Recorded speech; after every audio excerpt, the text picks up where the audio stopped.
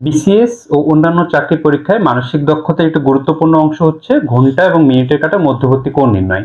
চলুন আমরা দেখে নিই কিভাবে এই ঘন্টা এবং মিনিটের কাটা মধ্যবর্তী কোণ নির্ণয় করব।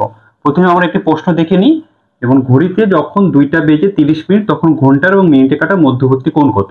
আমরা এটা একটা ছবিতে দেখাচ্ছি যে এটা হচ্ছে ঘড়ি, ঘন্টার কাটা এবং মিনিটের কাটা 2টা বেজে 30 মিনিটে আছে। ঠিক আমাদের এই মধ্যবর্তী কোণটা নির্ণয় করতে হবে। তাহলে আমরা কিভাবে নির্ণয় করব চলুন দেখে নিই। প্রথমে আমরা সূত্রটা লিখে নিই, 11m মাইনাস 60h।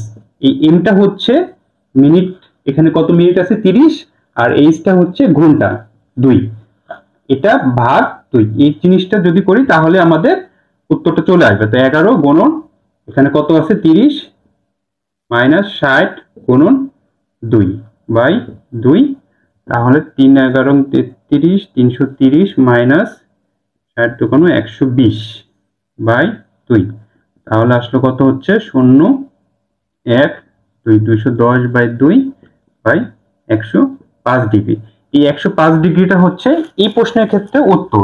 যদি 180 থেকে অ্যান্সারটা আমাদের ছোট হয় তাহলে এটাই উত্তর হবে, আর যদি 180 থেকে উত্তরটা বড় আসে তাহলে সেটাকে 360 থেকে বিয়োগ করে যে ফলাফলটা আসবে সেটাই হবে আমাদের কাঙ্ক্ষিত অ্যান্সার। সবাইকে ধন্যবাদ।